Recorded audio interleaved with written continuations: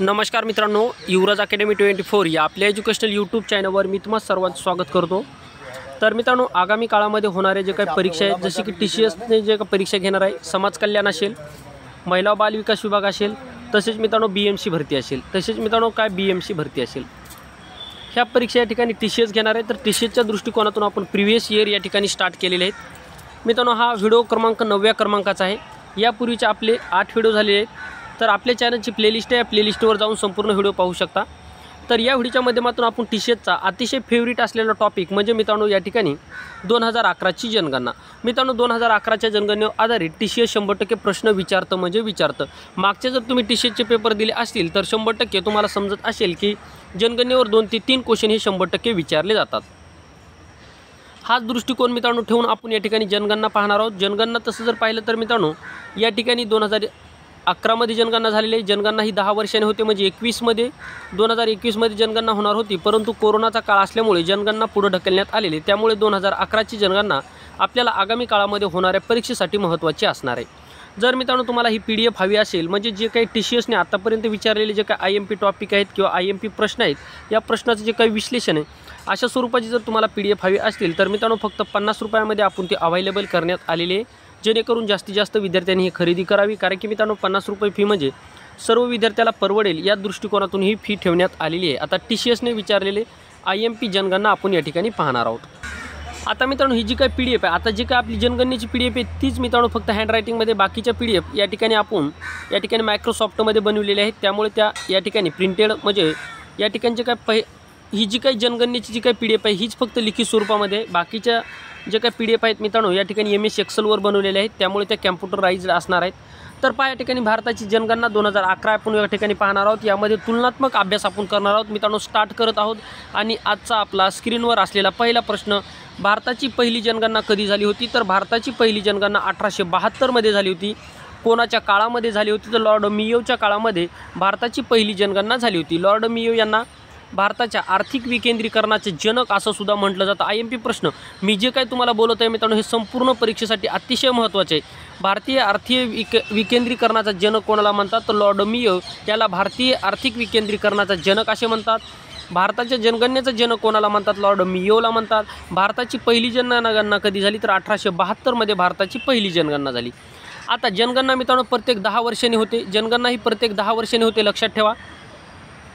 आता नियमित जनगणनेला सुरुवात कधी झाली असा जर प्रश्न विचारला, नियमित जनगणना कधी सुरू झाली तर ती 1881मध्ये झाली, लॉर्ड रिपनच्या काळामध्ये। प्रश्न असा विचारला जाईल की भारताची पहिली नियमित जनगणना कोणाच्या काळामध्ये सुरू झाली? तर लॉर्ड रिपनच्या काळामध्ये सुरू झाली। पहा या ठिकाणी कन्फ्यूज केलं जाऊ शकतं मित्रांनो। TCS ही जे प्रश्न विचारतं, ज्या ठिकाणी विद्यार्थी कन्फ्यूज होतं असेच प्रश्न मित्रांनो TCS विचारतं। आपल्याला माहीत असते की भारताची पहिली जनगणना 1872मध्ये लॉर्ड मेयोच्या काळामध्ये झाली, पण प्रश्न आपल्याला काय विचारला आहे की नियमित जनगणना हा शब्द लागल्याच्या नंतर मित्रांनो डायरेक्ट याचं उत्तर बदलतं। भारताची नियमित जनगणना कधी सुरू झाली? 1881मध्ये झाली। कधी? तर लॉर्ड रिपनच्या काळामध्ये झाली। लॉर्ड रिपन याला स्थानिक स्वराज्य संस्थेचा जनक असं म्हटलं जातं। लॉर्ड रिपन यांना स्थानिक स्वराज्य संस्थेचा जनक असं म्हटलं जातं। मित्रांनो हे जे काही विश्लेषण किंवा जे काही इतर मुद्दे मी बोलताना सांगत आहे, त्यामुळे माझ्या बोलण्याकडे विशेष करून लक्ष द्या। मी तुम्हाला वारंवार सांगत आहे, कारण की हे जे काही मुद्दे आहेत मित्रांनो परीक्षेला विचारलेले मुद्दे आहेत आणि तेच मुद्दे या ठिकाणी मी तुमचे कव्हर करत आहे, जेणेकरून तुम्हाला जास्तीत जास्त याचा फायदा व्हावा।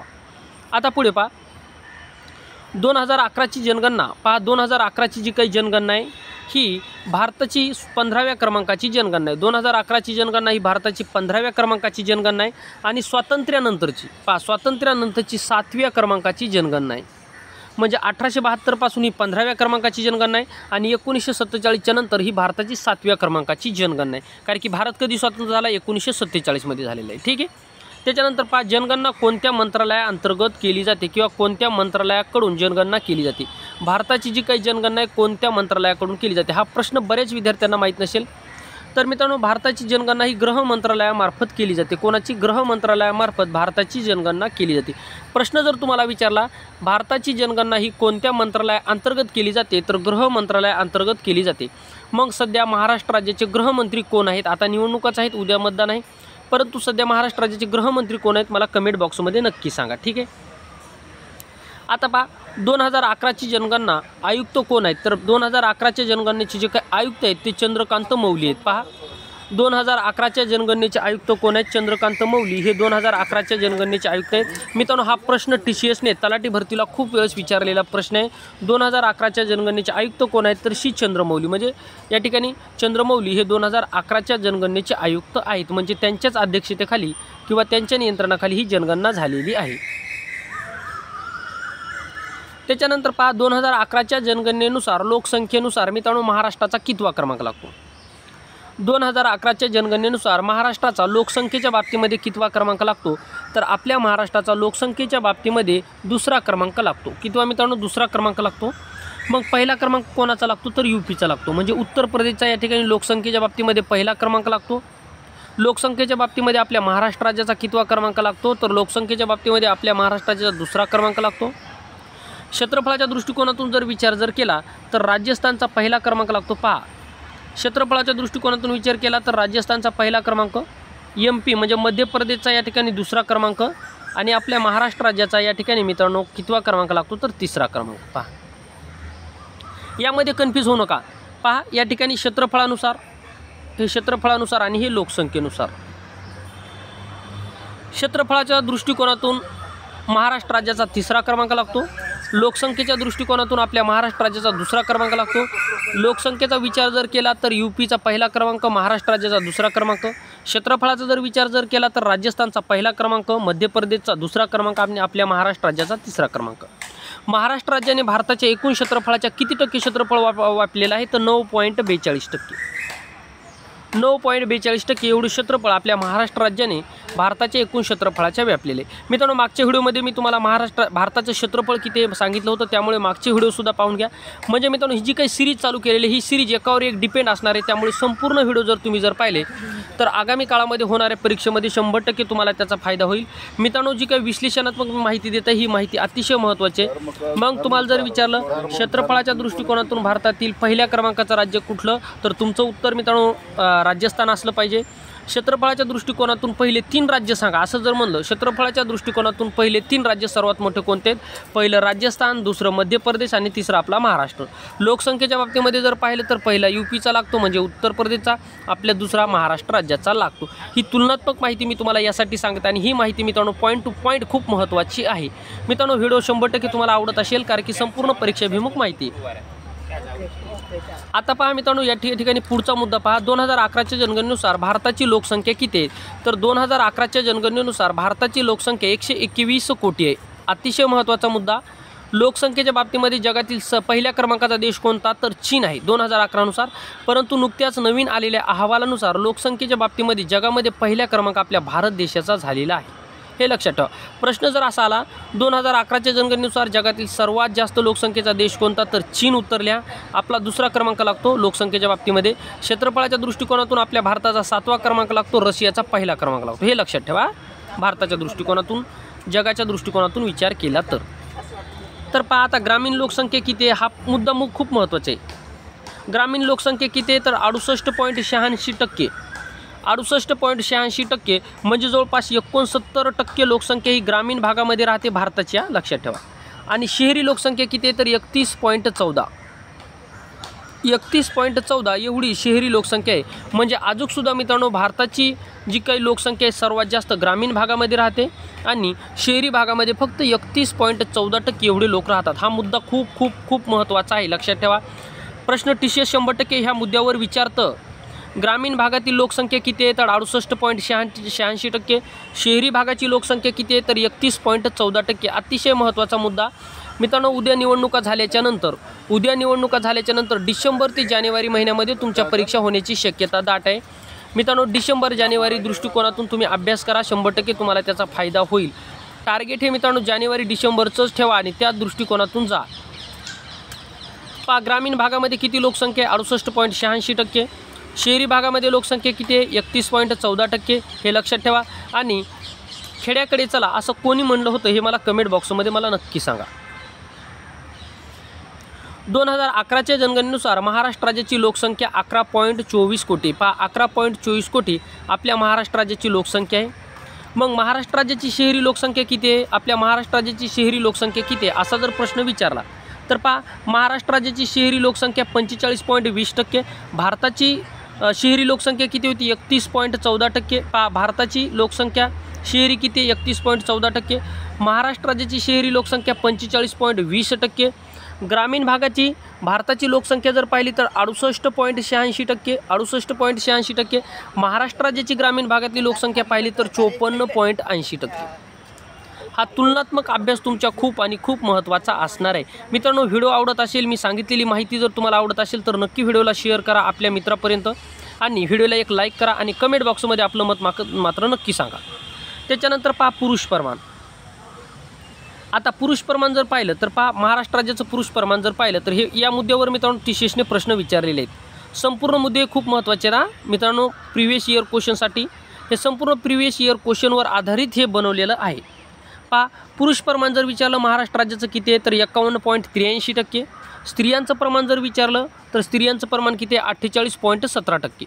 पहा महाराष्ट्र राज्यातील एकूण लोकसंख्येपैकी पुरुषाचं प्रमाण 51.83%, स्त्रियांचं प्रमाण 48.17%. एवढं प्रमाण या ठिकाणी आहे. महाराष्ट्र राज्याची लोकसंख्या 2011 नुसार 11,23,74,333 एवढी महाराष्ट्र राज्याची लोकसंख्या आहे. पहा 2011च्या जनगणनेनुसार महाराष्ट्र राज्याची लोकसंख्या किती, अशा स्वरूपाचा प्रश्न जर TCSने जर विचारला तर आपलं उत्तर काय असलं पाहिजे 11,23,74,333 एवढी महाराष्ट्र राज्याची लोकसंख्या आहे. IMP मुद्दा लक्षात ठेवायचा आहे. त्याच्यानंतर पहा आता सर्वाधिक लोकसंख्येचे शहर कुठले आहे तर ठाणे. लोकसंख्येच्या बाबतीमध्ये 2011च्या जनगणनेचा विचार जर केला तर महाराष्ट्रातील सर्वाधिक लोकसंख्येचं शहर कुठलं तर ते आहे मित्रांनो ठाणे. पण या ठिकाणी एक मुद्दा एक लक्षात ठेवायचा आहे तुम्हाला. 2014मध्ये ठाणे शहरामधून पालघर हा जिल्हा वेगळा झाला, त्यामुळे ठाण्याची लोकसंख्या सध्या कमी झालेली आहे. कारण की ठाण्यामधून पालघर हा जिल्हा वेगळा झाला, त्यामुळे सध्याचा जर विचार जर केला तर पुणे जिल्हा हा लोकसंख्येच्या बाबतीमध्ये सर्वात मोठा जिल्हा आहे. ठीक आहे, हे लक्षात ठेवायचे. आता पहा ठाण्याची लोकसंख्या 9.8%. त्याच्यानंतर पुण्याचा दुसरा क्रमांक लागतो 2011च्या नुसार, लक्षात ठेवा. त्याच्यानंतर सर्वात कमी लोकसंख्येचे शहर कुठलं तर सिंधुदुर्ग. सर्वात कमी लोकसंख्येचं शहर कुठलं आहे तर सिंधुदुर्ग. सिंधुदुर्गमध्ये 0.75% एवढी लोकसंख्या राहते. सिंधुदुर्गमध्ये पहा 8,49,000 एवढीच लोकसंख्या आपल्या सिंधुदुर्ग जिल्ह्यामध्ये राहते. सिंधुदुर्ग जिल्हा हा लोकसंख्येच्या बाबतीमध्ये महाराष्ट्र राज्यातील सर्वात कमी लोकसंख्या असलेला जिल्हा म्हणून ओळखला जातो. ठीक आहे. त्याच्यानंतर पहा महाराष्ट्राची घनता. महाराष्ट्र राज्याची घनता किती आहे तर 365 एवढी महाराष्ट्र राज्याची घनता आहे. घनतेवर प्रश्न विचारलेला आहे. महाराष्ट्र राज्याची घनता किती आहे 2011च्या जनगणनेनुसार महाराष्ट्र राज्याची लोकसंख्येची घनता किती आहे तर 365. पहा घनता म्हणजे काय मित्रांनो, प्रति चौरस किलोमीटर राहणाऱ्या लोकांची संख्या म्हणजेच घनता. तर महाराष्ट्र राज्याची घनता 365 किलोमीटर आहे. भारतामध्ये महाराष्ट्र राज्याचा कितवा क्रमांक लागतो 17वा क्रमांक लागतो. घनतेच्या बाबतीमध्ये महाराष्ट्र राज्याचा भारतामध्ये कितवा क्रमांक लागतो तर 17वा क्रमांक लागतो. IMP मुद्दा लक्षात ठेवा. महाराष्ट्र राज्याचा लिंग गुणोत्तराचा विचार जर केला तर 929 लिंग गुणोत्तर आहे. म्हणजे 1000 पुरुषामागे 929 एवढ्या स्त्रिया आहेत. हे लक्षात ठेवायचे. हे महाराष्ट्र राज्याचं लिंग गुणोत्तर आहे. आता लिंग गुणोत्तराच्या बाबतीमध्ये महाराष्ट्र राज्याचा भारतामध्ये कितवा क्रमांक लागतो तर 22वा क्रमांक लागतो. पहा घनतेच्या बाबतीमध्ये आपल्या महाराष्ट्र राज्याचा देशामध्ये 17वा क्रमांक लागतो. लिंग गुणोत्तराच्या बाबतीमध्ये महाराष्ट्र राज्याचा कितवा क्रमांक लागतो तर 22वा क्रमांक लागतो. हे मुद्दे TCSने वेगवेगळ्या परीक्षेला विचारलेले आहेत. त्याच्यानंतर पहा महाराष्ट्राचे देशाच्या लोकसंख्येशी प्रमाण किती आहे तर 9.28%. हा सुद्धा मुद्दा खूप महत्त्वाचा आहे. देशाच्या लोकसंख्येचा जर विचार जर केला तर महाराष्ट्र राज्यामध्ये देशाच्या लोकसंख्येच्या किती टक्के लोकसंख्या राहते असा जर प्रश्न विचारला तर 9.28% एवढी लोकसंख्या मित्रांनो आपल्या महाराष्ट्र राज्यामध्ये राहते देशाचा विचार जर केला तर. त्याच्यानंतर पहा महाराष्ट्राचा देशात साक्षरतेच्या बाबतीमध्ये कितवा क्रमांक लागतो तर आपल्या महाराष्ट्र राज्याच्या साक्षरतेच्या बाबतीमध्ये देशामध्ये कितवा क्रमांक लागतो तर देशामध्ये आपला 6वा क्रमांक लागतो. पहा या ठिकाणी 12वा झालं तर 6वा क्रमांक लागतो.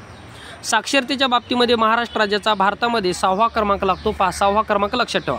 6वा क्रमांक लागतो. 82.34% एवढी साक्षरता आपल्या महाराष्ट्र राज्याचे. साक्षरतेच्या बाबतीमध्ये देशामध्ये पहिल्या क्रमांकाचा कोणतं राज्य आहे तर ते केरळ राज्य. साक्षरतेचा विचार जर केला तर केरळची साक्षरता सर्वात जास्त आहे. 94% एवढी मित्रांनो केरळची साक्षरता आहे. केरळची साक्षरता किती आहे तर 94% एवढी साक्षरता आहे. आणि केरळ राज्य हे भारतामध्ये साक्षरतेच्या दृष्टिकोनातून सर्वात पहिल्या क्रमांकाचं राज्य आहे. लक्षात ठेवायचे अतिशय महत्त्वाचा मुद्दा आहे. आणि आपल्या महाराष्ट्राचा साक्षरतेच्या बाबतीमध्ये कितवा क्रमांक लागतो 6वा क्रमांक लागतो. महाराष्ट्राची साक्षरता 82.34% एवढी साक्षरता आहे. सर्वात कमी साक्षरता कोणत्या राज्याची मला कमेंट बॉक्समध्ये नक्की सांगा. आता पहा याच्यावर जर पाहिलं जनगणना जी 2011ची जनगणना, या 2011च्या जनगणनेचं ब्रीद वाक्य काय आहे, म्हणजे या 2011च्या जनगणनेचा मोटो काय होता, अशा स्वरूपाचा जर प्रश्न जर विचारला तर आपली जनगणना आपलं भविष्य हे मित्रांनो 2011च्या जनगणनेचा मोटो होता. आपली जनगणना आपलं भविष्य हे 2011च्या जनगणनेचा मित्रांनो मोटो होता. हा पोलीस भरतीला खूप वेळेस विचारलेला प्रश्न आहे मित्रांनो. जीके जे असतं हे जीके तुम्हाला पोलीस भरती करा, तलाठी भरती करा, त्याच्यानंतर महाराष्ट्र शासनाच्या कोणत्याही सरळ सेवा भरती करा किंवा रेल्वेची भरती करा, कुठलीही भरती करा, जीके हे मित्रांनो जवळपास तुम्हाला सारख्याच लेवलवर विचारलं जातं. परंतु आपण TCSच्या दृष्टिकोनातून व्हेरी IMP असे मुद्दे या ठिकाणी कव्हर करत आहोत. आता पहा महाराष्ट्राच्या घनतेच्या बाबतीमध्ये म्हणजे महाराष्ट्र राज्याची जी काही घनता आहे तेवढीच घनता महाराष्ट्रातील कोणत्या जिल्ह्याची आहे, अतिशय महत्त्वाचा मुद्दा आणि थोडासा खोलवर जाऊन विचार केलेला मुद्दा. प्रश्न तुम्हाला विचारला जाईल की महाराष्ट्राची लोकसंख्या 365 आहे. महाराष्ट्र राज्याची लोकसंख्येची घनता किती आहे? महाराष्ट्र राज्याची लोकसंख्येची घनता किती आहे मित्रांनो? आत्ताच मी तुम्हाला सांगितलं किती आहे, 365. मग महाराष्ट्र राज्याची लोकसंख्येची घनता 365 आहे. तर महाराष्ट्रातील असा कोणता जिल्हा आहे की ज्या जिल्ह्याची लोकसंख्याची घनता सुद्धा 365 आहे? म्हणजे महाराष्ट्र राज्याच्या लोकसंख्येच्या घनते एवढीच घनता कोणत्या जिल्ह्याची आहे? तर ती छत्रपती संभाजीनगर म्हणजे औरंगाबादची. छत्रपती संभाजीनगर या जिल्ह्याची लोकसंख्येची घनता 365 एवढी आहे. महाराष्ट्राची सुद्धा लोकसंख्येची घनता 365च आहे. सर्व मुद्दे महत्त्वाचे आहेत. आता महाराष्ट्रामध्ये सर्वाधिक लिंग गुणोत्तर रत्नागिरी जिल्ह्याचे आहे. रत्नागिरी जिल्ह्याचं लिंग गुणोत्तर सर्वात जास्त आहे. तर किती आहे? 1122. म्हणजे 1000 पुरुषामागे स्त्रियाची लोकसंख्या किती आहे? तर ती आहे मित्रांनो या ठिकाणी स्त्रियाची संख्या 1122.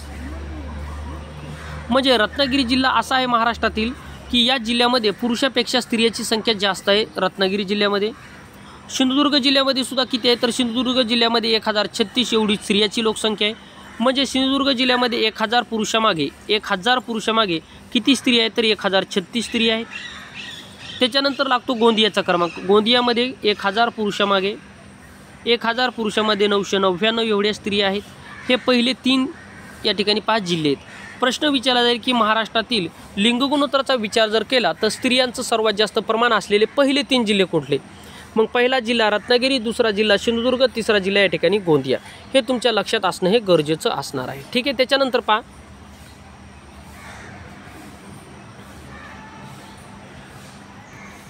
महाराष्ट्रात सर्वात कमी लिंग गुणोत्तर मुंबई उपनगर या शहराचं आहे. महाराष्ट्रात सर्वात कमी लिंग गुणोत्तर कोणत्या शहराचं आहे? तर मुंबई उपनगरचं लिंग गुणोत्तर सर्वात कमी आहे. म्हणजे मुंबईमध्ये 1000